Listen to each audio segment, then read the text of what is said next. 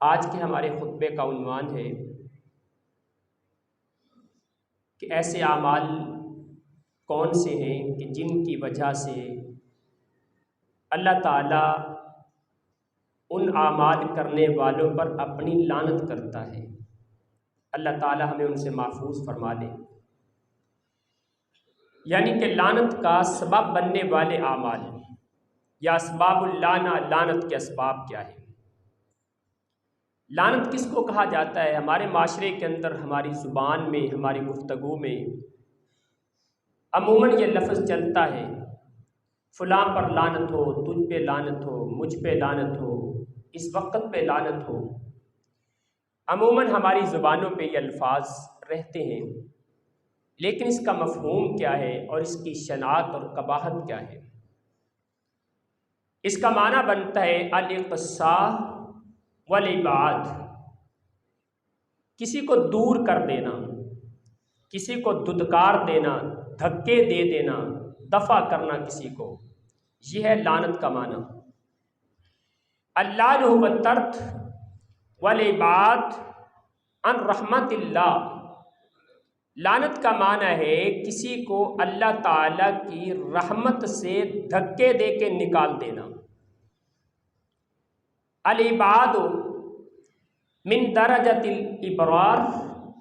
ومقام الصالحین، لعنت کا ایک معنی یہ بھی بنتا ہے کہ کسی کو نیک لوگوں کے مقام اور مرتبے سے نیچے گرا دینا۔ اور ابن الکمال بیان کرتے ہیں اللعن من اللہ هو السخط، اللعن من اللہ و ابعاد العبد بسخطہ من رحمتہ، جب اللہ تعالیٰ کسی پر لعنت کرتا ہے نا، اس کا معنی یہ ہے کہ اللہ تعالیٰ نے اس بندے سے ناراض ہو کے اس کو اپنی رحمت سے دور کر دیا ہے۔ وَمِنَ الْإِنسَانِ الدُّعَاءُ بِسَخَطِهِ، اگر کوئی انسان کسی پر لعنت کرتا ہے، کوئی فرشتہ کسی پر لعنت کرے، کسی نبی کی کسی پر لعنت ہو جائے، کسی نیک انسان کی کسی پر لعنت ہو، اس کا مطلب یہ ہے کہ اللہ تعالیٰ کے ناراض ہونے کی دعا کرنا کہ اللہ تعالیٰ تجھ سے ہمیشہ ناراض ہی رہے۔ اور امام راغب اصفہانی رحمہ اللہ بیان کرتے ہیں اللعن فی الدنیا انقطاع من قبول رحمتہ و توفیقہ، دنیا کے اندر اگر کسی انسان پر اللہ کی طرف سے لعنت ہو گئی، اس کا مطلب یہ ہے کہ وہ انسان دنیا کی زندگی میں اللہ تعالیٰ کی رحمت سے بھی محروم ہو گیا اور توبہ کی توفیق سے بھی محروم ہو گیا۔ اس کے بعد زندگی میں اس کو نیک اعمال کی توفیق نہیں مل سکتی۔ لعنت کا مطلب جو ہے کہ لعنت کس کو کہاں پہ ہوتی ہے اور کس وقت اس کا استعمال کیا جاتا ہے، شیخ الاسلام ابن تیمیہ رحمۃ اللہ علیہ فرماتے ہیں قرآن و حدیث میں جہاں بھی لعنت کا لفظ آیا کہ اللہ تعالیٰ نے اس انسان پر لعنت کی، یہ عمل کرنے والے پر لعنت کر دی، یہ ہمیشہ اللہ تعالیٰ نے، رسول اللہ صلی اللہ علیہ وسلم نے وہاں پر لعنت کی ہے جہاں کبیرہ گناہ ہوتا ہے۔ صغیرہ گناہ پہ، چھوٹی غلطی پہ اللہ کی طرف سے، رسول اللہ صلی اللہ علیہ وسلم کی طرف سے لعنت نہیں ہوتی، لعنت ہمیشہ کبیرہ گناہ پہ ہوتی ہے۔ اور ابن عباس رضی اللہ تعالی عنہما جو کہ مفسر قرآن حبر الامہ، آپ فرماتے ہیں کل ذنب ختم بغضب او لعنت او عذاب او نار فہو کبیرہ، ہر گناہ جس کو اللہ تعالیٰ جس گناہ کے کرنے پر اپنے غصے کا اعلان کر دیں، جس گناہ کے کرنے پر اللہ تعالیٰ عذاب کا اعلان کر دیں، جس گناہ کے کرنے پر آگ کی وعید سنا دی جائے، جس گناہ کے کرنے پر لعنت کا اعلان کر دیا جائے، یہ چار قسم کے ایسی چیزیں ہیں جس گناہ کے ساتھ ان کا تذکرہ کر دیا جائے وہ گناہ ہمیشہ کبیرہ ہوتا ہے، وہ بڑا گناہ ہوتا ہے۔ اور یہ بات یاد رکھیں، کبیرہ گناہوں کا یہ اصول ہے کہ توبہ کے بغیر معاف نہیں ہوتے۔ چھوٹے گناہ، صغیرہ گناہ، وضو کریں گے گناہ معاف ہو جائیں گے، کسی سے مصافحہ کریں گے گناہ معاف ہو جائیں گے، السلام علیکم کہنے سے گناہ معاف ہو جائیں گے، آپ مسجد کی طرف چل کے آئے گناہ معاف ہو جائیں گے۔ صغیرہ گناہوں کی معافی کے اسباب اللہ تعالیٰ نے بہت زیادہ بنائے ہیں، لیکن یہ بات یاد رکھیں، کبیرہ گناہ توبہ کے بغیر معاف نہیں ہے۔ اس کے لیے سچی توبہ، توبہ نصوح یہ کرنی ہوگی۔ اگر کوئی انسان توبہ کے بغیر دنیا سے چلا گیا تو اس کے یہ گناہ معاف نہیں ہوتے۔ اور توبہ کس کو کہتے ہیں؟ توبہ کی اصل بنیاد، توبہ کی اصل روح وہ انسان کے دل کی شرمندگی ہے۔ آپ زبان سے 1000 مرتبہ توبہ کریں، زبان سے 1000 مرتبہ استغفار کریں، لیکن اگر وہ گناہ کرنے پر دل شرمندہ نہیں، دل کے اندر ندامت نہیں، دل میں پریشانی نہیں کہ مجھے یہ گناہ نہیں کرنا چاہیے تھا، تو توبہ نہیں ہوتی۔ آئیے ذرا لعنت کرنا، اس کی قباحت پہ 2-4 حدیثیں آپ کے سامنے رکھ دیتا ہوں۔ یہ جو لفظ ہم اکثر استعمال کرتے ہیں، فلاں پر لعنت ہو، فلاں پر لعنت ہو، ہم کتنی بڑی غلطی کر رہے ہوتے ہیں۔ رسول مکرم صلی اللہ علیہ وسلم کے صحابی عبداللہ ابن عباس رضی اللہ تعالی عنہما بیان کرتے ہیں، صحیح مسلم کی روایت ہے، ان رجلا نازعته الریح رداہ علی عہد النبی صلی اللہ علیہ وسلم فلعنها فقال النبی صلی اللہ علیہ وسلم لا تلعنها فإنها معمورہ وإنه من لعن شيئا ليس بأهل رجعت اللعنت علیہ۔ پیغمبر کائنات علیہ السلام کے زمانہ نبوت میں ایک آدمی نے ہوا کو گالی دی، ہوا پر لعنت کر دی۔ اس نے اوپر چادر اوڑھی ہوئی تھی، تیز ہوا چلی، ہوا کا جھونکا آیا، اس کی چادر اڑا کے لے گیا۔ اس نے کہا لعنت ہو تجھ پہ، آندھی کو، تیز ہوا کو اس نے لعنت کر دی۔ رسول مکرم صلی اللہ علیہ وسلم فرماتے ہیں لا تلعنھا، اس ہوا پہ، اس آندھی پہ، یہ آنے والی آفات پہ، قدرتی چیزوں پہ لعنت نہ کرو، یہ اللہ تعالیٰ کی طرف سے مامور ہے، ان کو اللہ تعالیٰ نے حکم دے دیا ہوا ہے۔ اپنی مرضی سے ہوائیں نہیں چلتی، اپنی مرضی سے دھوپ کی تپش نہیں ہوتی، اپنی مرضی سے سردی گرمی نہیں پڑتی، اللہ تعالیٰ کے حکم سے ان میں اضافہ ہوتا ہے، اللہ کے حکم سے یہ چلتی رہتی ہیں۔ انہا معمورہ، یہ اللہ کے حکم کی پابند ہے، اس لیے اس کو لعنت نہ کرو۔ اور پھر آپ نے ایک اصول بھی بتا دیا، میرے صحابی سن لو، جس کسی نے کسی پر لعنت کی اور جس پر لعنت کی ہے وہ لعنت کا حقدار نہیں، وہ لعنت پلٹ کے لعنت کرنے والے پر آ جاتی ہے۔ مثال کے طور پہ جیسا کہ اس آدمی نے ہوا پر لعنت کی، اب ہوا پر تو لعنت نہیں ہو سکتی، یہ اللہ کے حکم کی پابند ہے، وہ تو رب کی فرما بردار ہے، وہ لعنت کی مستحق نہیں ہے، کوئی ایسا گناہ اس کا نہیں کہ اس پہ لعنت کی جائے، تو گویا کہ لعنت کرنے والے پہ لعنت پلٹ کے آ جاتی ہے۔ بالکل ایسے ہے جیسے اللہ معاف فرمائے میں کسی سے کہہ دوں کہ یہ بندہ کافر ہے، حالانکہ وہ کافر نہیں ہے، تو رسول اللہ صلی اللہ علیہ وسلم کا فرمان ہے جب ایک بندہ دوسرے کو کافر کہتا ہے نا تو دونوں میں سے ایک کافر ضرور بن جاتا ہے، یا تو جس کو کہا گیا وہ کافر ہو گیا، اگر اس کے اندر کفر والا کوئی سبب موجود ہے، اگر اس میں کفر والا کوئی عمل کوئی سبب موجود نہیں تو پھر کہنے والا خود کافر ہو جاتا ہے۔ ایسے ہی لعنت کی بات ہے، جس چیز پہ، جس جانور پہ، جس انسان پہ، جس موقع پہ ہم لعنت کر رہے ہوتے ہیں اگر تو وہ لعنت کا مستحق ہے تو اس پہ لعنت ہو جاتی ہے، ورنہ وہی لعنت پلٹ کے ہمارے اوپر آ جاتی ہے۔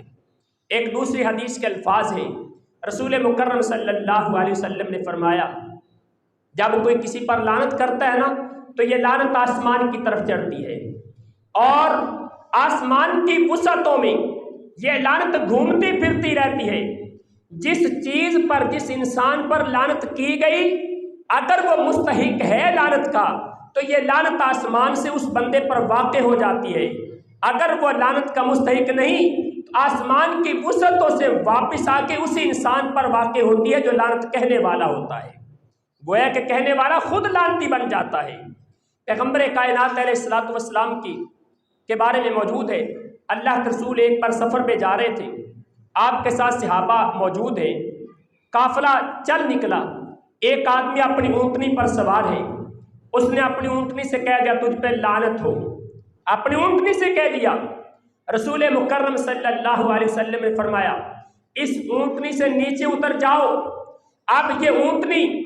جس پر تم نے لعنت کر دی ہے یہ اونٹنی میرے قافلے کے ساتھ نہیں جا سکتی۔ یہاں پہ مجھے ایک بات سمجھ آتی ہے، لعنت کا معنی میں نے ابھی بتایا ہے کہ لعنت کا معنی اللہ کی رحمت سے دور ہو جانا، کسی کو اللہ کی رحمت سے دور کر دینا۔ چونکہ پیغمبر کائنات محمد رسول اللہ صلی اللہ علیہ وسلم آپ خود مجسمہ رحمت ہیں، آپ رحمت للعالمین ہیں، کائنات کے رب نے آپ کو رحمت بنا کے بھیجا ہے، تو جہاں پر پیغمبر کائنات جیسی رحمت موجود ہو وہاں لعنت والی کوئی چیز ساتھ نہیں جا سکتی۔ آپ نے فرمایا اس اونٹنی کو میرے قافلے کے ساتھ جانے کی اجازت نہیں، اس کو چھوڑ دو۔ اور صحابی بیان کرتے ہیں وہ اونٹنی مدینہ کے پہاڑوں میں پھرتی رہی اور انہی پہاڑوں کے اندر مر گئی، کسی نے اس اونٹنی پر سواری نہیں کی، کسی نے اس اونٹنی کا گوشت نہیں کھایا، کسی نے اس کا دودھ نہیں پیا، کیونکہ اس پہ لعنت کر دی گئی تھی۔ لہٰذا ہمیں بھی احتیاط کرنا چاہیے۔ اور پیغمبر کائنات علیہ الصلوۃ والسلام نے کچھ اعمال کا تذکرہ فرمایا ہے جن اعمال کے کرنے سے انسان پر لعنت واقع ہو جاتی ہے۔ ان اعمال میں سے سب سے پہلا عمل شرک کرنا، شرک کے ذرائع اختیار کرنا، اللہ تعالیٰ کے ساتھ کسی کو شریک ٹھہرا دینا۔ رسول مکرم صلی اللہ علیہ وسلم فرماتے ہیں لعن اللہ الیہود والنصارى اتخذوا قبور انبیائہم مساجدا۔ اللہ تعالیٰ یہودیوں پر لعنت کرے، اللہ عیسائیوں پر لعنت کرے، کس لیے کہ انہوں نے اپنے انبیاء کی قبروں کو سجدہ گاہ بنا لیا تھا۔ نبی کی قبر پہ جا کے سجدہ کیا کرتے تھے، انبیاء کی قبروں پہ جا کے اپنی پیشانیاں ٹکایا کرتے تھے۔ اگر کوئی کسی نبی کی قبر پہ سجدہ کرے، کسی نبی کی قبر کو سجدہ گاہ بنائے، اس پر اللہ تعالیٰ کی لعنت ہے، اگرچہ وہ انبیاء کی اولاد میں سے کیوں نہ ہو۔ لیکن جو کسی نبی کے علاوہ کسی اور کی قبر پر سجدہ کرنا شروع کر دے اس کا حشر کیا ہوگا، اللہ تعالیٰ ہمیں سمجھ عطا فرما دے۔ اور اس کے بعد پیغمبر کائنات علیہ الصلوۃ والسلام نے فرمایا لعن اللہ من ذبح لغیر اللہ، اس انسان پر بھی اللہ کی لعنت ہے جو انسان اللہ تعالیٰ کے علاوہ کسی اور کے نام پر ذبح کرتا ہے۔ کوئی جانور کسی اور کے نام پہ قربان کیا،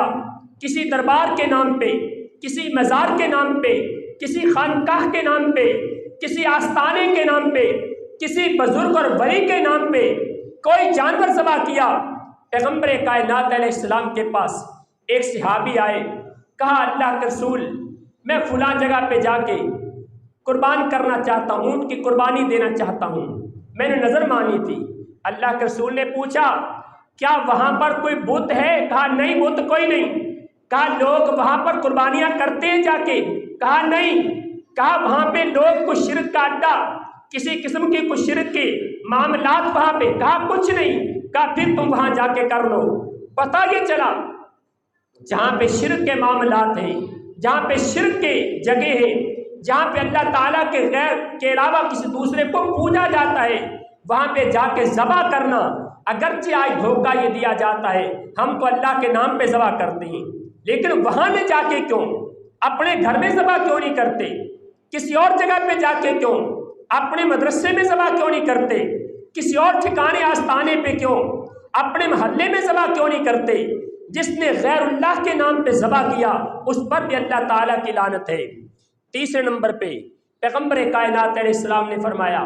لعن اللہ زوارا، لعن رسول اللہ زوارات القبور، اللہ کے رسول صلی اللہ علیہ وسلم نے قبروں کے چکر لگانے والی عورتوں پر بھی لعنت کر دی ہے، جو قبرستان کے زیادہ چکر لگانے والی ہیں، آئے دن قبرستان پہ عورتوں کے بارے میں رسول مکرم صلی اللہ علیہ وسلم نے پہلے منع کر دیا تھا کہ کوئی عورت قبرستان نہیں جا سکتی، بلکہ پہلے آپ نے عموماً عام مسلمانوں کو منع کیا تھا قبرستان جانے سے۔ پھر آپ نے کہا انی نہیتکم عن زیارت القبور فزوروها، میں نے تمہیں قبرستان جانے سے منع کیا تھا، اب تم قبرستان جایا کرو، فإنها تذکر الآخرہ، اب تمہارا ایمان مضبوط ہو چکا ہے، تم شرک کی بو سے پاک ہو چکے ہو، عقیدہ توحید تمہارے دلوں میں راسخ ہو چکا ہے، اب تمہیں قبرستان جانے کی اجازت ہے، قبرستان جایا کرو، تمہیں آخرت کی یاد آئے گی۔ پھر نبی رحمت علیہ السلام نے عورتوں کو خصوصی طور پہ قبرستان جانے سے منع کر دیا تھا، لیکن پھر آپ نے عورتوں کو بھی اجازت دے دی تھی، لیکن زیادہ چکر لگانا، روزانہ جانا، بار بار جانا، اس سے اللہ کے رسول صلی اللہ علیہ وسلم نے منع فرمایا ہے۔ اگر بوقت ضرورت کسی عورت کو جانا پڑ جائے، ماں ہے اپنے بیٹے کی قبر پہ دعا کرنا چاہتی ہے، بیٹی ہے اپنے باپ کی قبر پہ دعا کرنا چاہتی ہے، بہن ہے بھائی کی قبر پہ دعا کرنا چاہتی ہے، بیوی ہے اس کی عدت ختم ہو گئی اپنے خامد کی قبر پہ دعا کرنا چاہتی ہے، اجازت ہے، جا سکتی ہے، دعا کر سکتی ہے، لیکن روزانہ کی بنیاد پہ اور اکثر جانے سے اللہ کے رسول نے منع فرما دیا، بلکہ اس پہ لعنت کر دی ہے۔ جناب عبداللہ ابن عباس رضی اللہ تعالی عنہما، ان کی ایک روایت ہے 7 قسم کے لوگوں پہ، اس ایک حدیث کے اندر 7 قسم کے لوگوں پہ لعنت کا تذکرہ ہے۔ جناب عبداللہ ابن عباس بیان کرتے ہیں ان النبی صلی اللہ علیہ وسلم قال، اللہ کے نبی صلی اللہ علیہ وسلم نے فرمایا لعن اللہ من غیر تخوم الارض، اس بندے پر اللہ نے لعنت کی ہے جو زمین کے نشانات کو ختم کرتا ہے۔ حد بندی ہوتی ہے، جہاں پہ میری زمین ہے یہاں سے آگے تمہاری زمین شروع ہو رہی ہے، یہ جو نشانات ہوتے ہیں زمین کی حد بندی کے، جن کو ہم اپنی زبان میں پنجابی زبان میں بننے کہتے ہیں، یہ بننے، یہ زمین کی نشانیاں، یہ پلاٹ کی نشاندہی کہ جہاں تک میرا پلاٹ ہے اس سے آگے تمہارا پلاٹ ہے، اگر کوئی انسان دھوکہ دے کے یہ بننے ختم کرنے کی کوشش کرتا ہے، دھوکہ دے کے پلاٹ کی نشاندہی ختم کرنے کی کوشش کرتا ہے، دھوکہ دے کے زمین کے یہ نشان مٹاتا ہے، رسول اللہ صلی اللہ علیہ وسلم نے فرمایا اس پر اللہ تعالی نے لعنت کر دی ہے، یہ لعنتی انسان ہے، اور قیامت کا دن ہوگا من اتخذ شبرا من الارض ظلما طبقہ اللہ یوم القیامت ب70 ارضین، قیامت کا دن ہوگا، دنیا کے اندر کسی کی ایک بالشت زمین پہ ظلم کر کے قبضہ کرنے والا، آج تم پلاٹوں پہ قبضے کرتے ہو، مکانوں پہ قبضے کرتے ہو، جائیدادوں پہ قبضے کرتے ہو، مربوں کے مربے اپنے نام پہ لگا لیتے ہو، لیکن قیامت کے دن کو بھول چکے ہو۔ پیغمبر کائنات علیہ السلام فرماتے ہیں جس نے ایک بالشت زمین کسی کی ظلم کے ساتھ ہتھیا لی، زمین اس کی اپنی نہیں تھی، اپنے قبضے میں کر لی، قیامت کا دن ہوگا اللہ تعالیٰ 7 زمینوں کو کاٹ کے اس کا توق بنا کے اس کے گلے میں ڈال دے گا، اور لوگوں کو دور سے پتا چلے گا یہ وہ ظالم انسان ہے جو دنیا کے اندر ظلم کرتا رہا، یہ اگرچہ اس کے پاس اختیارات موجود تھے، یہ جانتا تھا، قانون جانتا تھا، اور قانون کو بدل کے دھوکے کر کے زمین اپنے نام پہ کرتا رہا، دھوکے کر کے لوگوں سے انگوٹھے لگواتا رہا، اللہ کے رسول نے ایسے انسان کو لعنتی قرار دیا ہے۔ دوسرے نمبر پہ فرمایا لعن اللہ من ذبح لغیر اللہ، اس پر اللہ کی لعنت ہے جس نے غیر اللہ کے نام پہ ذبح کیا۔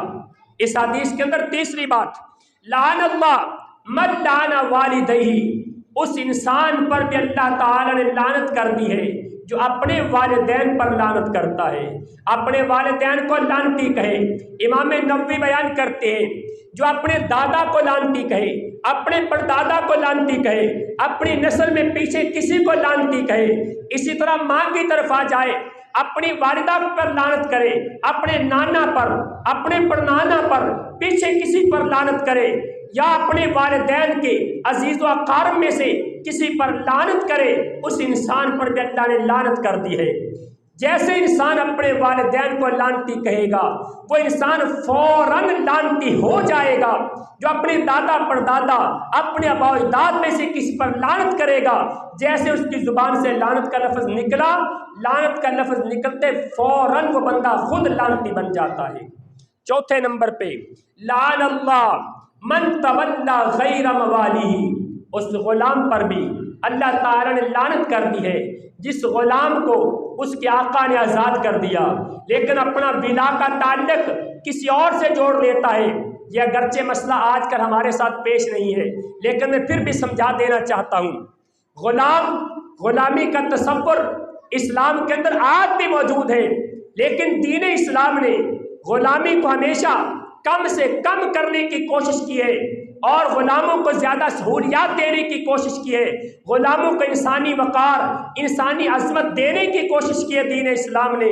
ایک ولا کا تعلق ہوتا ہے غلام کے ساتھ اس کے آقا کا، ایک مالک ہے نا، ایک اس کا غلام ہے۔ جب مالک اپنے غلام کو آزاد کرتا ہے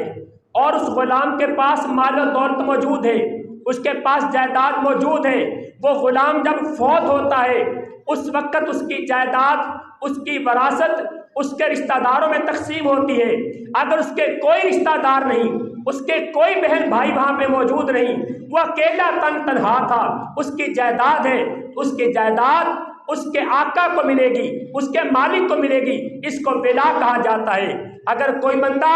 کوئی غلام اپنی ولا اپنے آقا کے علاوہ کسی اور کے نام کر دے تو اس پر بھی اللہ تعالی نے لعنت کر دی ہے۔ پانچویں نمبر پہ رسول اللہ صلی اللہ علیہ وسلم نے فرمایا لعن اللہ من کمہ اعما السبیل عن السبیل، اللہ تعالیٰ نے اس بندے پر بھی لعنت کی ہے جو کسی نابینا انسان کو اس کے رستے سے بھلا دے، اس کے رستے سے ہٹا دے۔ نابینا انسان جا رہا ہے، رستے پہ چلنے والا ہے، انسان کا، مسلمان کا فرض بنتا ہے اس نابینے کا ہاتھ پکڑے، اس کو سیدھے رستے پہ لے کے جائے، اس کی منزل پہ پہنچائے، اس کو رستہ روڈ کراس کروا دے، اس کو کسی جگہ سے گزارنا ہے وہاں سے گزار دے۔ اگر کسی نابینے کی رہنمائی کرے گا، اس کو رستہ دکھائے گا، اللہ تعالیٰ اس کے نامہ اعمال میں صدقے کا ثواب لکھ دے گا۔ لیکن اگر کوئی انسان کسی نابینے سے مذاق کرنے کے لیے، اس کو پریشان کرنے کے لیے، وہ صحیح رستے پہ جا رہا ہے، اس کو گھما کے دوسرے رستے پہ ڈال دے گا، اس کے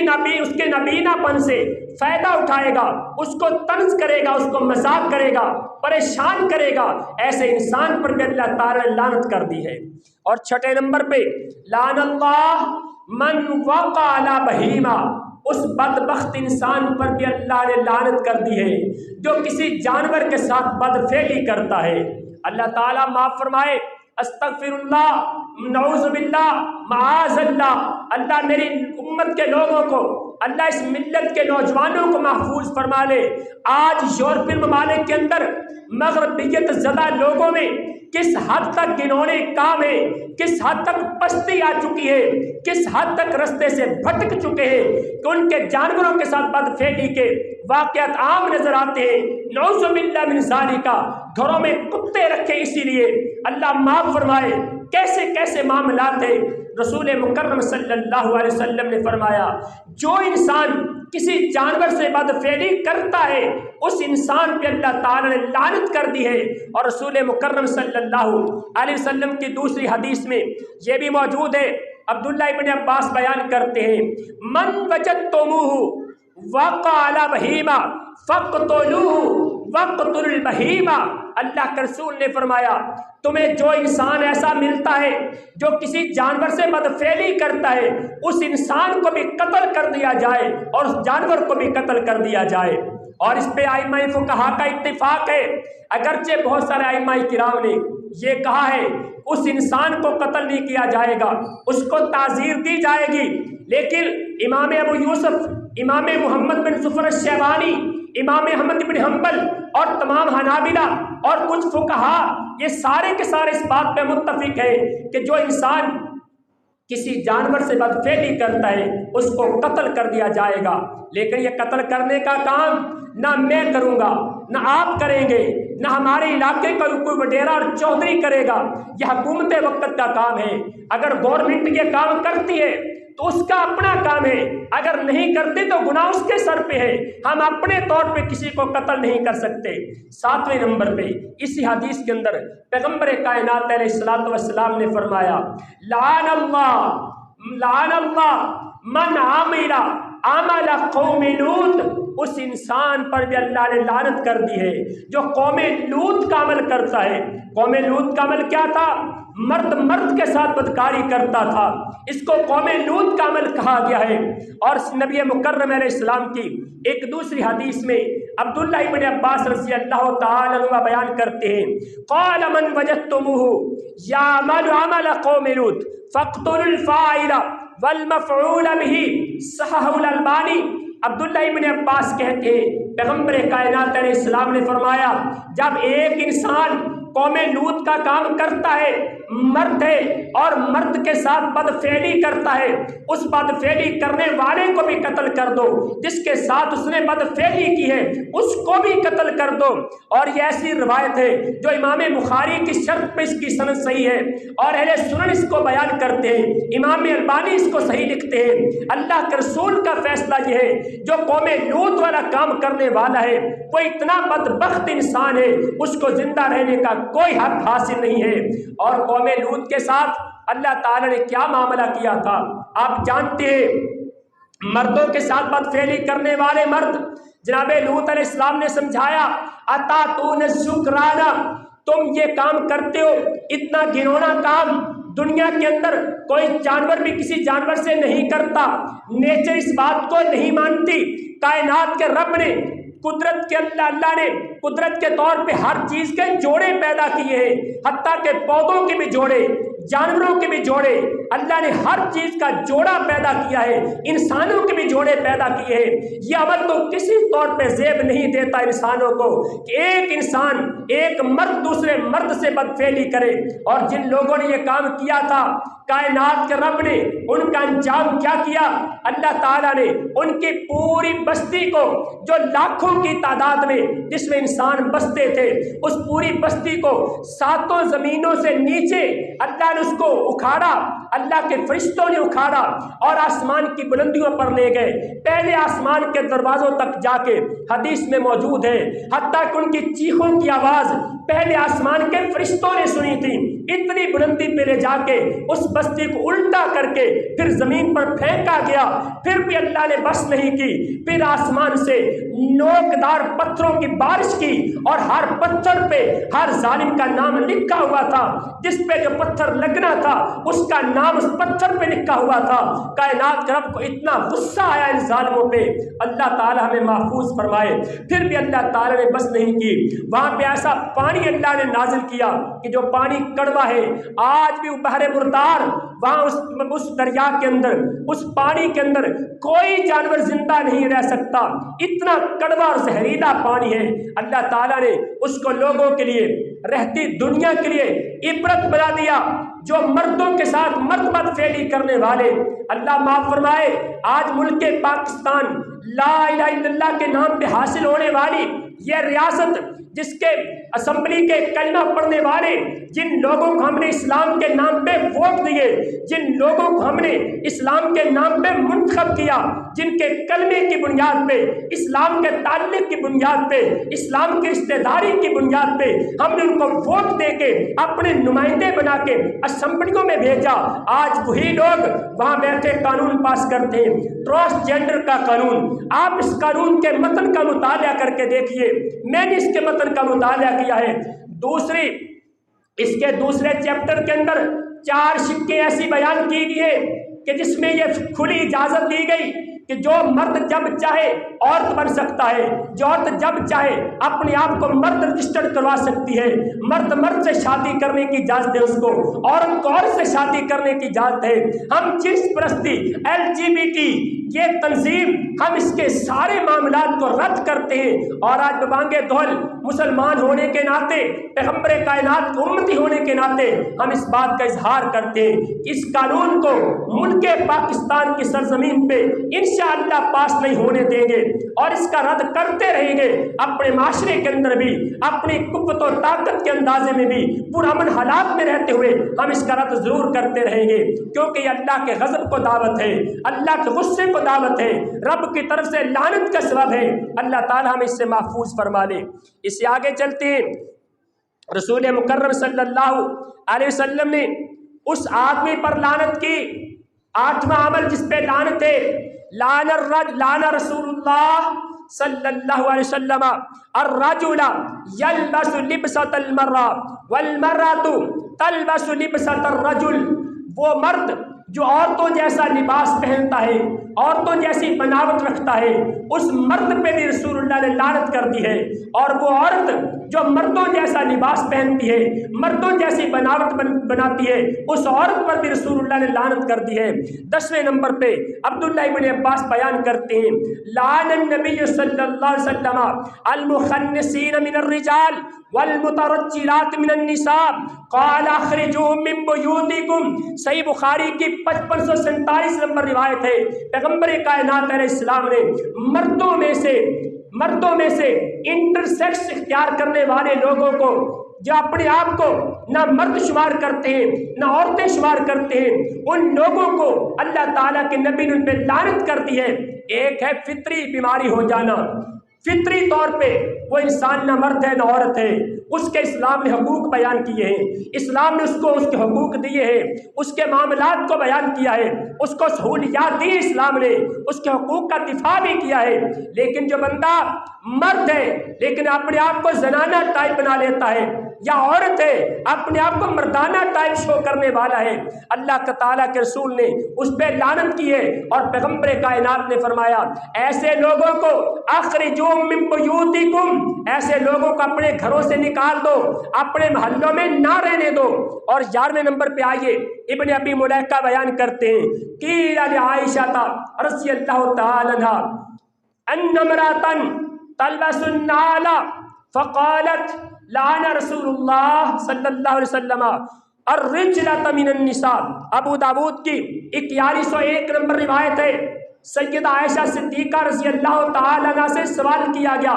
ابن ابی ملیکہ بیان کرتے ہیں، ماں جی عائشہ سے پوچھا گیا اس عورت کے بارے میں جو مردوں جیسا جوتا پہنتی ہے، مردوں کے جوتے استعمال کرنے والی عورت ہے، جناب سیدہ فرماتی ہیں ایسی عورت پہ اللہ کے رسول نے لعنت کی ہے۔ عموماً ہمارے گھروں میں روٹین ہوتی ہے، مرد اپنی بیوی کا جوتا پہن لیتا ہے، بیوی مرد کا جوتا پہن لیتی ہے، عموماً گھروں کے اندر ایک دوسرے کا لباس اس کو ہلکا سمجھتے ہوئے پہن لیا جاتا ہے، چلو گھر کی چار دیواری میں۔ لیکن سیدہ بیان کرتی ہے جب کوئی عورت کسی مرد کا جوتا پہنے گی اس پہ اللہ تعالیٰ نے لعنت کر دی ہے، اور اسی طرح اگر کوئی مرد کسی عورت کا جوتا پہنے گا اس پر بھی لعنت ہے، لباس پہننا اس پہ بھی لعنت ہے، مشابہت اختیار کرنے والے پہ بھی لعنت ہے۔ آخری روایت بیان کرتا ہوں، ابن عباس بیان کرتے ہیں پیغمبر کائنات نے فرمایا لعن رسول اللہ صلی اللہ علیہ وسلم المتشبہین من الرجال بالنساء والمتشبہات من النساء بالرجل، صحیح بخاری کی 5546 نمبر روایت ہے۔ اللہ کے رسول نے ان مردوں پر لعنت کی ہے جو مرد ہیں لیکن عورتوں کی مشابہت اختیار کرتے ہیں۔ آج ہمارا قانون لکھتا ہے، آج بل پاس کیا جاتا ہے، اگر کوئی انسان 18 سال کی زندگی بسر کرتا ہے، 18 سال کے بعد وہ مرد ہے لیکن اس کو محسوس ہوتا ہے کہ مجھے عورت ہونا چاہیے تھا، وہ عورت کی فیلنگز رکھتا ہے، عورت جیسے جذبات رکھتا ہے، وہ نادرہ دفتر میں جا کے اپنے آپ کو عورت رجسٹر کروا سکتا ہے، پھر عورتوں والے ہاسٹل میں رہنے کی اجازت ہے، عورتوں کے تعلیمی اداروں میں جانے کی اجازت ہے، عورتوں والی جگہوں میں جانے کی اس کو اجازت ہے، کیونکہ اس کی فیلنگز عورتوں والی ہے۔ رسول مکرم صلی اللہ علیہ وسلم نے ایسے مرد پر لعنت کر دی ہے، اور وہ عورت جو 18 سال کے بعد اپنے آپ کو سمجھتی ہے ہمارے قانون کے مطابق سمجھتی ہے کہ مجھے مرد ہونا چاہیے تھا، میرے احساسات، میرے جذبات، میرے معاملات مردوں جیسے ہیں، نادرا آفس میں جائے اپنے آپ کو رجسٹر کروائے کہ میں تو ایک مرد ہوں، مجھے مرد ہونا چاہیے، اگرچہ 2 بچے اٹھا کے ساتھ چلی جائے، اگرچہ اس کی ساری حیت عورتوں جیسی ہے، اپنے آپ کو مرد رجسٹر کروائے، نادرا دفتر کے ملازمین مجبور ہیں اس کو مرد لکھا جائے، کوئی میڈیکل رپورٹ اس کو رد نہیں کر سکتی، کوئی اس کو نہیں روک سکتا، وہ مردوں کے سکول کالج میں جائے، مردوں کی جگہوں پہ جائے، مردوں کے ساتھ سفر کرے، مردوں کے ساتھ بیٹھے، ان کے آفس میں جائے، ان کی تنظیموں میں کام کرے، کوئی رکاوٹ نہیں۔ یہ قانون لعنت کا سبب ہے۔ پیغمبر کائنات نے فرمایا وہ مرد جو عورتوں جیسی مشابہت اختیار کرتا ہے، عورتوں جیسی فیلنگز اپنے اندر رکھتا ہے، اس پہ اللہ تعالیٰ نے لعنت کر دی ہے، اور وہ عورت جو مردوں جیسے احساسات پیدا اپنے اندر کرتی ہے اور مشابہت اختیار کرتی ہے، اس عورت پر بھی اللہ کے رسول نے لعنت کر دی ہے۔ اللہ تعالیٰ نے اس لعنت سے محفوظ فرما لی۔ اقول قولی ھذا واستغفر اللہ لی ولکم ولسائر